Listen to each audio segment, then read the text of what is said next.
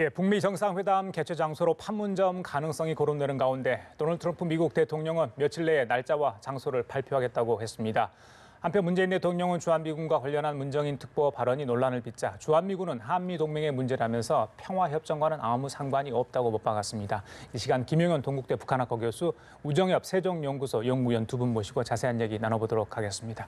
안녕하십니까? 안녕하세요. 네, 어서 오십시오. 자, 지난날 27일에 벌써 그렇죠? 네. 예, 꽤 시간이 흘렀습니다만은 그래도 뭐 남북 정상회담 성과가 좋았다는 평가가 많이 나오고 있는 상황이고 또 이제 이후에 있을 북미 정상회담의 마중물 길잡이 역할을 톡톡히 했다 이런 얘기 나옵니다. 과연 북미 정상회담이 언제 열릴 건가? 그 장소는 어디가 될까? 많은 분들이 궁금해하는데 일단은 뭐 20일 전후라고 날짜가 이야기되고 있습니다. 네. 그 날짜는 아마 한미 정상회담 바로 직후에 네. 열릴 것 같다는 이런 생각이 드는데 일단 장소가 가장 현안인 것 같습니다. 트럼프 대통령이 여러 번 판문점 이야기를 하고 있는데 네. 금 교수 생각은 어떠십니까? 가능성이 있다고 보시는지? 가능성은 충분히 있다고 봅니다. 지금 이제 날짜가 많이 땡겨지고 있는 게 사실입니다. 이건 아마 남북 정상회담에서 아마 도보다리 40분 동안의 대화에서 김정은 위원장에게 문재인 대통령이 상당 부분 트럼프 대통령의 입장 또 지금 속도를 좀 빨리 내자라고 하는 이런 이심전심이 상호간에 새 지도자 간에 지금 통하고 있다 이렇게 봐야 될 것 같은데요. 예.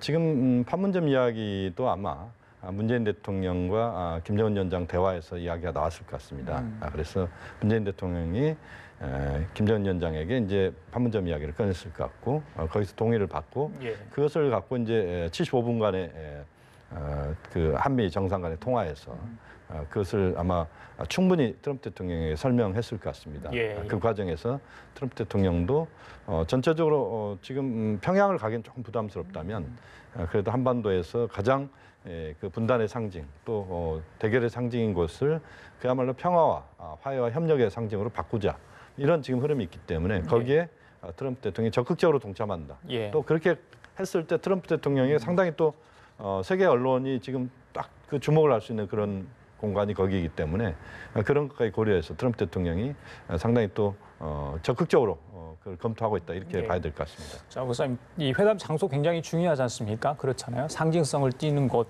어디인가 굉장히 중요한데 일단은 판문점이 유력하다는 이야기가 나오고 있습니다. 하지만은 또 미국 조야에서는 판문점에 대한 우려의 시각도 있는 것 같아요. 그렇지 않습니까? 자, 판문점에서 열렸을 때 미국 쪽에서 좀 꺼려할 수 있는 부분은 어떤 부분이 있을까요? 만약에 판문점이 아니라면요. 사실 처음에는 판문점 이야기가 맨 처음 나왔었는데 이제 미국이 여러 그 회담 장소를 고려하는 가운데 주최국의 정치적 상징성이 좀 너무 큰 장소는 배제하고자 하는 입장을 세웠던 것 같습니다. 예. 왜냐하면 트럼프 대통령은 이제 본인의 이런 성과물을 굉장히 강조하고 싶은데 그것이 회담이 개최되는 장소, 그 국가의 영향력이 개입되게 된다면 그 회담의 성과물을 이제 본인 것으로 만드는데 문제가 있기 때문에 그러한 부분을 고려해서 이제 뭐 중국, 러시아 등의 이런 정치적 상징성이 큰 장소는 배제됐고 또 그런 차원에서 판문점도 한때 고려의 대상에서 제외됐던 것으로 보입니다. 예. 그런데 이제 지난 이제 27일에 이러한 회담 결과를 보고 나서는 굳이 한국 판문점을 그런 정치적 고려로 인해서 배제할 필요는 없다. 그렇게 된다면 그 외의 요소들, 예를 들어서 이제 숙박, 경호, 보도 이러한 부분들을 감안했을 때는 지금 고려되던 다른 곳들보다는 사실 훨씬 용이한 게 사실입니다. 예. 그렇기 때문에 이러한 정치적 문제에서 이제 우리나라의 영향력, 그다음에 판문점이라는 장소의 상징적이라는 의미를 긍정적으로 받아들이기 시작했다면 예. 나머지 부분에서는 훨씬 편한 부분이 많기 때문에 아마도 판문점이 채택될 가능성이 더욱 높아진 것이 아닌가 예. 이렇게 생각해 볼 수 있겠습니다. 아마 이제 한중일 정상회담이 9일로 지금 확정이 됐지 않습니까? 예. 그리고 이제 한 20일 전후로 해서 북미 정상회담이 판문점에서 열린다면 한미 정상회담은 아마 서울에서 열릴 가능성도 있습니다. 그러니까 북미 정상회담 직전에 문재인 대통령과 트럼프 대통령이 서울에서 충분히 상의를 한 뒤에 그 다음에 이제 그 북미 정상회담 판문점에서 할 가능성도 있다. 그런 부분에서 본다면 문재인 대통령이 워싱턴을 안 갈 수도 있는 것 아니냐 하는 예. 그런 생각도 듭니다. 자, 상당히 속도가 빨라진다면. 두 가지 측면을 고려했을 때 이제 만약에 미국 쪽에서 평양을 꺼려한다. 북한의 수도지 않습니까? 네. 예, 뭐 김정은 위원장이 집무실이 있는 평양이 좀 싫다. 그렇다면 판문점이 낫겠다. 그런데 이왕이면 또 북측 땅에서 하고 싶다. 그렇다면 판문점 북측 지역 통일각 이번에는 자유 평화의 집에서 했으니까요. 네네. 예, 북측 지역에서 하는 그 부분은 어떻게 보십니까? 그 부분도 저는 충분히 가능성이 있다고 봅니다. 이번 이제 통일각에서 할 수 있다. 이번에 평화의 집에서 했기 예, 예. 때문에 판문각이나 통일각에서 정상회담을 하는 것도 그것은 어쨌든 북한 지역 군사분계선 이북이기 때문에 북한 지역에서 예. 하는 상징성도 있고 그렇지만 실질적으로 공동경비구역이라고 하는 JSA 예. 판문점에서 하는 성격을 거고요. 갖기 예, 때문에 예. 저는 뭐 그 가능성도 충분히 있다고 보고 예. 평양 가능성도 저는 완전히 사그러들었다고 보지는 않습니다. 아, 그렇습니까? 네. 예, 알겠습니다. 트럼프 대통령이 며칠 내 이제 날짜와 장소를 발표하겠다고 밝혔습니다. 좀 지켜보도록 하고요. 그런데 자, 북미 정상회담이 얼마 남지 않았는데 이 미국 스텔스 전투기 F-22 랩터라고 하죠.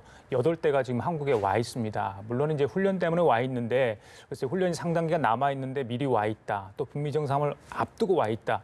이 스텔스 전투기는 굉장히 뭐 지난번에 참수작전, 코피 작전을 했을 때 저희들이 한참 얘기했던 그런 정말 미 첨단 전략 무기 아니겠습니까? 자, 왜 와 있을까? 어떻게 보세요, 오 교수님? 지금 뭐 훈련의 일부로 와 있는 것이긴 하고 사실 이번에 아마 공식적으로 발표한 것은 아니라고. 아닙니다. 예. 과거에는 이러한 전략 자산들이 배치될 때는 이제 억지의 의미, 그다음에 북한에 대한 경고의 의미로 이러한 전략 자산들이 한국에 배치됐고 어떠한 훈련을 한다는 것을 정부가 공식적으로 발표했습니다마는 아마도 이번 F-22가 온 것은 공식적인 발표는 아닌 걸로 알고 있습니다. 그렇기 때문에 훈련의 일환이고 과거와 같이 북한에 대한 억지나 경고의 의미를 우리 정부가 일부러 한 것은 아니라는 측면에서 그냥 훈련의 일환으로 본 것이고 마지막 북한에 대한 압박 수단 이건 아니고요. 제가 볼 때 지금의 상황에서 압박이라는 차원에서 예. 전략 자산이 전개되었다는 것을 강조할 시점은 아니라고 생각이 됩니다. 예. 왜냐하면 지금 여전히 이제 남북 정상 간의 신뢰가 굉장히 쌓였고 북미 간에도 회담 성공을 위한 물밑 작업이 계속돼서 지속되는 상황에서 이렇게 다른 수단을 가지고 압박을 하겠다. 왜냐하면 제재도 물론 계속되고 있습니다만은 그러한 부분을 미국이 압박의 수단으로서 지금 강조하는 상황은 아니라고 볼 때 이 전략 자산의 배치를 압박하기 위한 용도로 해석하기에는 조금 무리가 있는 것 역대 같습니다. 가장 많은 전투기가 와 있단 말이죠. 네. 그래서 이제 북미 정상회담이 한반도 안에서 열리는 것 아니냐. 트럼프 네. 대통령을 경호하기 위해서 미리 사전에 온 거 아니냐. 뭐 이런 이야기 있던데 교수님 생각은 어떠세요? 그 가능성은 저는 분명히 있다고 봅니다. 왜냐하면 트럼프 대통령이 정상회담을 타국에서 할 때는 최소 한 달 전부터 경호 준비가 이루어집니다. 그리고 그 경호 준비는 매우 입체적입니다. 지상에서의 경호뿐만 아니라 심지어 뭐 아주 그 상당히 위험한 그런 지역이 방문지일 경우에는 항공모함이 뜨기도 합니다. 그만큼 이제 굉장히 입체적인 예. 경호가 이루어진다 이렇게 예. 봐야 되는데 F-22 랩터가 지금 광주공항에 있는 걸로 지금 알려지고 예, 있는데 맞습니다. 이게 지금 F-16 전투기가 한국이 주력 전투기입니다. 근데 F-16하고 공중전을 F-22 랩터 가면 F-22 랩터 한 대가 F-16 100대를 떨어뜨린다고 하거든요. 그러니까 그만큼 이제 무시무시한 이제 전력이다 이렇게 봐야 되고 특히 스텔스 기능이 있기 때문에 예. 그래서 이제 늘 상대국은 이제 무서워한다 이렇게 봐야 되는데 그동안에도 사실 F-22 랩터의 한반도 전개에 대해서 북한이 굉장히 알러지 반응을 일으킨 건 사실입니다. 그런데 지금의 국면은 아마도 만약에 한반도에서 특히 판문점이나 우리 지역에서 그 정상회담, 북미 정상회담이 이루어진다면 전체적으로 북한에 대한 압박용이라기보다는 예. 전반적으로 미국의 대통령을 경호하는 그런 상당히 이제 이건 이제 멀리서 경호하는 그런 형태가 될 텐데 예. 뭐 그것이 그 F-22 랩터를 한반도에 배치하게 됐고 또 물론 지금 이제 한미 군사훈련이 지금 마무리가 아직 안 됐습니다만 8대 정도까지 오는 것은 전례가 없었거든요. 그렇게 보면 그런 경호와 관련된 부분에 상당히 의미가 있는 예. 그런 전개다 이렇게 봐야 될 것 같습니다. 그 이제 판문점에서 만약에 열리게 된다면 문재인 대통령이 이제 중간에 어느 성과를 보서요 적절한 네. 타이밍에 이제 판문점으로 이동할 수 있다. 그렇다면 자연스럽게 남북미 이제 삼각 이렇게 네. 정상회담이 열리는 건 아니겠습니까? 그렇습니다. 지난번에 비핵화 성과물을 어느 정도 네. 목표를 만들어냈고 이번에 장소 문제도 문재인 대통령이 물론 트럼프 대통령이 먼저 얘기했지만 판문점 얘기에 대해서 충분히 이야기를 했다 이렇게 이제 말씀하셨는데 네. 자 남북미 이게 정상들이 한꺼번에 한 자리에 모일 가능성은 있다고 보십니까? 저는 그 가능성이 충분히 있다고 봅니다. 특히 이 판문점이나 또는 한반도 내에서의 북미 정상회담이 이루어지게 된다면 예. 자연스럽게 북미 정상회담이 먼저 이루어지고 그 다음에 남북미 정상회담에서 뭔가 그 성과를 외부로 드러내는. 다시 말씀드리면 북미 정상회담에서 예. 지금 이제 여러 가지 비핵화 문제에 대한 논의가 있을 수 있습니다. 큰 틀에서 한반도 비핵화에 대해서 일괄 타결이 좀 이루어지고 예. 이것은 뭐 세세한 부분까지 다 된다는 건 아닙니다만 그 이루어지고 그다음에 종전선언과 관련돼서 의미 있는 진전이 이루어지게 된다면 남북미 3자가 만나서 종전과 관련된 또는 비핵화 관련된 충분한 어떤 가치 이야기를 할 수 있는 또 그것을 외부로 드러낼 수 있는 그런 행사를 할 수도 있다. 그것이 이제 종전선언이라고 한 형태가 아니라고 하더라도 종전선언에 버금가는 실질적인 종전선언에 버금가는 평화선언을 할 수 있다면 또는 뭐 더 나아가서 종전선언, 3자 종전선언도 가능할 수 있다. 그래서 지금 속도는 굉장히 빨라지고 있다라고 하는 부분인데 이것의 전제는 역시 비핵화와 관련돼서 북미 정상이 지난번 폼페이오 장관이 지금 평양을 가서 그때 큰 틀에서 합의를 본 것 같습니다만 그게 여전히 그 진행되면서 또 성과가 나오는 쪽으로 정리가 된다면 저는 이번 그 북미 정상회담에서 우리가 그동안 생각하지 못했던 수준까지도 갈 수도 있다. 그런 조심스러운 전망도 가능하다. 청와대에서도 오늘 그런 거 관련해서 방금 말씀하신 그 남북미 3자 회담 그리고 이제 4자 중국을 낀 4자 이거 평화협정과 종전선언 좀 다르게 해석했던 부분이 있었는데 좀 오늘 정리를 한 부분이 있어요. 남북미 3자가 모여서 종전선언 올해 안에 좀 하겠다 이게 청와대의 구상인 것 같습니다. 가능할 것으로 보시는지요? 물론 이번 북미 회담에서 비핵화에 대한 아주 구체적인 합의가 나오게 된다면 그 가능성이 없는 것은 아니지만 지금 그 과거에도 이제 북한이 합의를 하고 이행 과정에서 항상 문제가 있었던 경우가 있기 때문에 그리고 문재인 대통령도 이제 비핵화가 진행이 된다면 종전 합의, 종전 선언 아니면 평화 협정 이런 부분을 이야기했기 때문에 단순히 합의만 이번에 이룬 것을 가지고 구체적인 비핵화 과정이 진행되기 이전에 이렇게 좀 앞서가는 것은 조금 무리가 있다고 보여지고요. 다만 올해 안에 비핵화 과정이 굉장히 빠르게 진척이 돼서 더 이상 비핵화라는 이 방향을 거스를 수 없는 정도가 된다면 그런 차원에서는 연내에도 고려해 볼 수는 있을 거라고 생각이 됩니다. 알겠습니다. 그 방금 폼페이오 이제 국무장관이 얘기를 하셨는데 그 이런 보도가 났었죠. 지난번에 한 달 전에 이제 방북을 했을 때 김정은 위원장에게 김정은 위원장이 폼페이오 이제 국무장관에 한 얘기입니다. 핵시설을 어디든지 다 봐도 된다 이런 얘기를 했다고 합니다. 그만큼 자기들이 보여줄 수 있는 거 다 보여주겠다 이야기입니다. 굉장히 진전된 얘기 이게 맞다면요. 그렇다면 자 현재 있는 거는 뭐 다 볼 수가 있다. 그럼 누가 가서 어떻게 볼 건가? 방식의 문제 또 시기의 문제 여러 가지가 조율돼야 되겠죠. 참관인은 또 누가 될지. 뭐 어제 문재인 대통령은 유엔 사무총장과 통화를 해서 유엔 직원들이 가서 볼 수 있다 이런 얘기도 하지 않았습니까? 자 그렇다면 숨겨져 있는 핵무기는 어떻게 볼 것인가? 그 부분도 좀 문제고요. 어디까지 보여줄 것인가? 그래서 전적으로 어떻게 이걸 진정성 있게 받아들여야 할지 저는 좀 고민인데 어떻게 보십니까? 그 부분은 상호 간에 서로의 진정성을 인정해 줘야 되는 부분이 있습니다. 다시 말씀드리면 지금 이제 가장 문제가 되는 것은 영변 핵시설은 문제가 안 됩니다. 왜냐하면 그것은 이제 노출돼 있기 때문에 그 플루토늄은 문제가 되지 않습니다. 이제 문제가 되는 것이 고농축 우라늄 HEU입니다. 이것은 쉽게 찾기가 어렵습니다.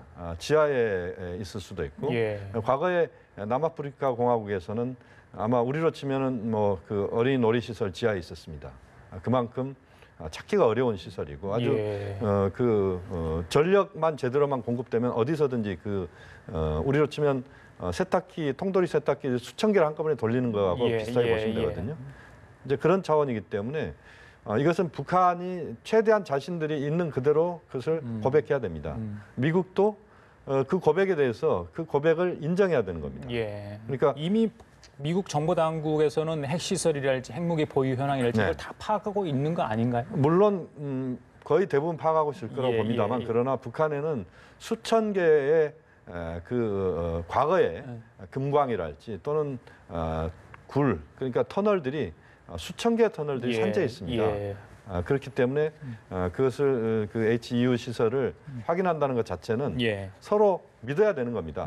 그러니까 그 믿는 것까지 얼마만큼 북미가 만들어내느냐, 신뢰를 만들어내느냐 하는 그 과정에서 저는 거기에 대한 결론은 난다라고 봅니다. 알겠습니다. 자, 그리고 오늘 가장 뜨거운 안보 이슈가 아니었는가 싶습니다. 문정인 외교안보 특보가 미국 외교 전문지죠. 이 포린 어페어스의 기관 글이 좀 논란이 되고 있습니다. 평화협정이 체결된 이후에는 주한미군의 국내 주둔이 정당하게 되기 어려울 것이다. 주장. 이 주한미군 이 얘기는 지난번에 트럼프 대통령이 뭐 주둔군 비용 뭐 한국이 더 많이 좀 지불해야 한다 이런 이야기를 하면서 좀 논란이 됐었고요.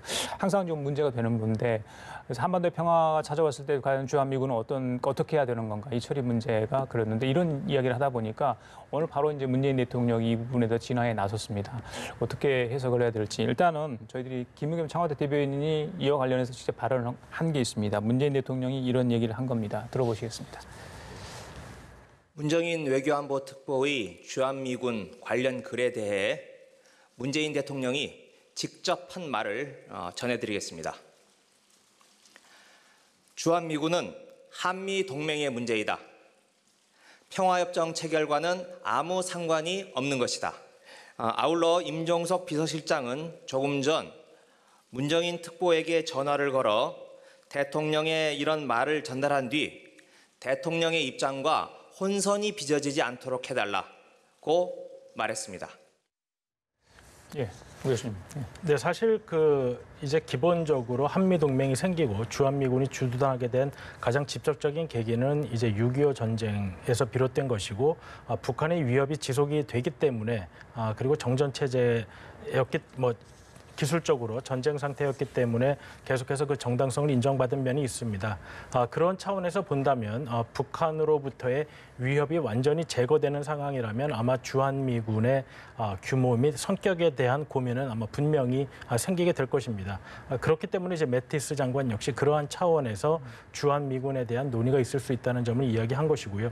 다만 현 상황에서 주한미군의 이런 감축이나 철수에 관한 부분이 현재의 논의 상황에 도움이 될 것이냐 하는 부분을 고민해 본다면 현재의 이 한미, 그다음에 북한, 중국, 일본 등이 모두 이 북한의 비핵화와 앞으로의 과정에 대해서 국가의 전략적 이익이 첨예하게 지금 노출되고 있는 상황에서는 이 주한미군의 논의가 사실 지금 당장 필요한 단계가 아니라는 점에서는 불필요한 논란이 있을 수 있다는 점에서 오늘 청와대에서도 정리를 한 것 같습니다.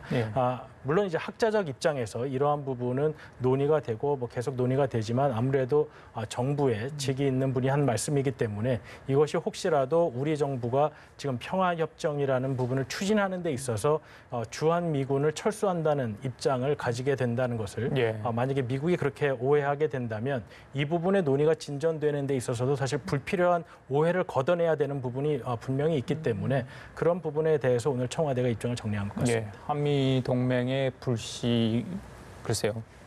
훼손이 될까 봐, 동맹 훼손될까 봐 사전에 좀 차단을 한 것 같은데 어떻게 보시면 교수님? 우선 두 가지 측면을 봐야 될 것 같습니다. 이제 문정인 특보의 발언은 한편으로는 이제 학자의 그런 자유로운 발언 중에 하나다라고 우선 볼 수 있을 것 같습니다. 문정인 특보께서 그 국제정치 전문가로서 또는 또 한미관계 전문가로서 또 한반도 문제 전문가로서 자신이 갖고 있는 이제 평소의 생각을 이야기하신 거다 이렇게 일단 하나 저는 있는 그대로 받아들일 필요가 있다고 보고요. 그렇지만 또 하나 이제 문제는 뭐냐면 지금 주한미군 관련된 부분이 저는 논란의 시점은 아니라고 봅니다. 물론 비핵화 평화 체제를 우리가 한미 그다음에 남북미 사이에서 또 중국, 일본, 러시아까지 포함해서 가면서 반드시 이 문제는 등장을 합니다. 그렇지만 이제 주한미군의 성격 자체가 그동안은 이제 대북 억지력 차원에서의 성격이 가장 강했습니다. 그렇지만 이제 주한미군의 성격을 동북아시아에서의 어떤 전략적 균형자 역할을 하는 이런 쪽으로 전환을 시키는 쪽으로 저는 방향을 잡아야 된다고 봅니다. 특히 북한도 역시 간접적으로는 주한미군의 존재 자체를 북한에 대한 억지력이 아니라면 그것이 동북아시아에서의 어떤 전략적 균형의 추로서 간다면 상당 부분 받아들일 수 있다. 이것을 좀 간접적으로 표명한 부분들이 과거에 몇 차례 걸쳐 있었습니다. 그래요? 지금도 아마 그런 입장도 있는 것 같고요. 과거에 김대중 대통령과 김정일 위원장이 만났을 때도 공식적으로 발언록에 나와 있지 않습니다. 그 이야기가 나왔다는 이야기거든요. 그렇게 본다면 지금 상황에서는 주한미군 철수와 관련된 부분이 지금 등장을 해서 지금 북미 정상회담을 앞두고 이 문제가 불거지는 것은 저는 바람직하지 않다. 네. 이것은 나중에 이야기가 될 수 있는 부분이지만 그것도 역시 예. 그 동북아시아에서의 전반적인 어떤 전략적인 상황들을 고려하면서 주한미군 문제에 대해서 접근하는 것이 예. 좀 더 바람직하겠다. 그렇게 말씀드릴 수 있겠습니다. 알겠습니다. 자, 남북 정상회담 이후에 이번 달이 빡빡한 외교 일정이 많이 잡혀 있습니다. 이제 당장 9일 한중일 정상회담도 있고요. 한미, 북미 정상회담이 잡혀 있는데 북한도 좀 이렇게 발빠르게 움직이는 것 같아요. 물론 제재 국면이지만 여러 가지 또 외국 나가서 이 북한을 알릴 수 있는 여러 가지 창구를 지금 만들려고 노력하고 있는 것 같은데 마침 중국 왕이 외교부장이 오늘 이틀간 일정으로 북한을 방문합니다. 시진핑 국가주석이 왕이 외교부장을 통해서 어떤 메시지를 김정은 위원장에 전달할 것인가 그 부분도 굉장히 궁금합니다. 지난번에는 북중 정상회담은 비공식적으로 일단 회담 전이었잖아. 이번에 4.27 회담 전이었기 때문에 회담 이후에 어떤 얘기를 주고받을지 그 부분이 좀 궁금한데 어떻게 생각하시는지. 지금 사실 중국 입장에서는 이 하루하루가 다르게 상황이 전개되고 있기 때문에 과연 미국과 북한 간에 어느 정도까지 이야기가 진전이 됐는지, 그래서 북한이 어떤 전략적 입장을 택하게 될 것인지에 대해서 아마 중국 역시 매우 궁금한 상황일 것입니다. 사실 중국은 이제 미국이 주도하는 국제 유엔 제재에 적극 동참함으로써 사실 북한의 이러한 전략적인 변화를 이끌어내는데 어떻게 보면 역할을 했는데요. 그러한 과정에서 이제 북한과 중국 간의 관계가 굉장히 경색이 되었고, 물론 지난달에 이제 김정은 위원장이 방중을 해서 시진핑 위원장과 면담을 했지만 현재의 논의가 남북 그리고 북미 간에 국한되면서 중국이 자신의 전략적 이익을 협상 과정에서 영향을 미치게 될 범위가 굉장히 좁아졌습니다. 그렇기 때문에 지금 이제 비핵화 과정 그리고 비핵화가 된다면 향후에 있을 동북아에서의 이런 전략적 입장에서 중국으로서는 이미 이 과정 자체에 개입을 해야지 후의 결과에도 본인들에게 유리한 이런 상황으로 만들 수 있다는 생각을 하기 때문에 발빠르게 지금 이제 그동안의 경색된 관계에서 벗어나서 이렇게 북한을 방문하는 것으로 보이고요. 그리고 이러한 과정에서 과연 북한이 어떠한 입장을 취하는지 그리고 이 과정이 너무 북한과 미국 간에 밀착되는 전략적 관계로 되는 것은 또 중국에게는 바람직하지 않기 때문에 그러한 상황에 대한 또 견제하는 입장 역시 충분히 전달할 것으로 생각이 됩니다. 그런 가운데 마침 지난달에 김정은 위원장의 가슴을 쓸어내릴 만한 일이 있었죠. 이 북한에서 교통사고가 있었는데 이 중국 관광객으로 이제 알려졌지만요. 이 사상자 34명이 다치거나 숨졌습니다. 당시에 이 6.25 전쟁 참전 중국 장성들 자녀가 이제 북한을 관광하는 길에 교통사고가 나서 참변을 당했는데 김정은 위원장이 정말 적극적으로 수습하는 모습을 저희들이 지켜볼 수 있었거든요. 그 이유가 그 사망자 중에 마오쩌둥의 손자가 있는 것으로 지금 외신이 지금 보도를 했습니다. 지금 중국 언론에서 사상자 신원을 밝히지 않기 때문에 혹시 뭐 그럴 가능성이 있지 않냐. 특히 이제 이번에 왕이 외교부장이 방문했을 때 직접 지난번에 위로 전문 보냈지만 직접 구두로 아마 위로를 하지 않을까 이런 이야기도 나오고 있는데 어떻게 보시는지요? 그 부분은 이제 사실관계를 좀 더 확인할 필요는 있는데요. 물론 이제 그 모택동 마오쩌둥의 아들인 마오안영이죠. 모안영이 한국전쟁 때 참전을 했었습니다. 중국인민지원군 참전해가지고 미군의 폭격에 의해서 사망을 했습니다. 그리고 마오안영의 그 시신이 중국으로 돌아가지 않았습니다. 그때 그 팽덕회 그 당시에 중국인민지원군 사령관이 주석의 아들을 그 베이징으로 운구를 하겠다고 했을 때 모택동 주석이 그건 절대 안 된다. 지금 그 한반도에서 중국 인민지원군이 죽어간 중국 인민지원군들이 다 같이 들어오지 않고 있는데 죽은 사람들이 내 아들만 들어오게 해서는 안 된다. 그래서 안 들어. 그렇습니다. 그래서 그때 이제 중국 인민들이 감동을 했었죠. 그리고 이제 그 묘가 평양 인근에 있습니다. 이제 중국 인민지원군들 참전 묘가 있고 지금 그 일부가 지금 이제 다시 중국으로 지금 그 이장들이 지금 일부 되고 있고 그 과정이 북한의 방송이나 중국 방송에 가끔 나오기도 합니다. 그만큼 이제 굉장히 역사적인 그러니까 북한과 중국의 친선 관계에서 우리도 이제 한미 간에 피를 나눈 이렇게 이야기하지만 북중 간도 역시 마찬가지입니다. 그야말로 이제 그 전우라는 개념이죠. 피를 나눈 전우라는 개념이 이제 거기서 나오는 건데. 근데 이제 마오쩌둥의 손자 마오신이인데 이 사람 이제 군인으로 지금 있었습니다. 북한에서 이제 중국에서 별 2개를 달고 있는 군인이었는데 어쨌든 이제 뭐 이건 사실관계는 모르겠습니다만 그가 왔는데 그 사고가 났고 죽었다는 그런 보도이기도 하고 어쨌든 이번에 그 중국 관광객들의 사망이 북한과의 중국과의 관계를 정확하게 좀 볼 수 있는 그러니까 중국의 주요 지도자들의 이제 또는 뭐 관련된 인사들의 이제 뭐 친인척이나 이런 경우가 있다라고 이야기가 나오고 있어서 좀 더 그 부분은 좀 상황 좀 파악을 해봐야 될 것 같은데 좀 이례적으로 김정은 위원장이 적극적으로 움직인 건 사실입니다. 맞습니다. 자, 지금까지 김용현 동국대 북한학과 교수, 우정엽 세종연구소 연구위원과 함께 얘기 나눠봤습니다. 오늘 말씀 잘 들었습니다. 예.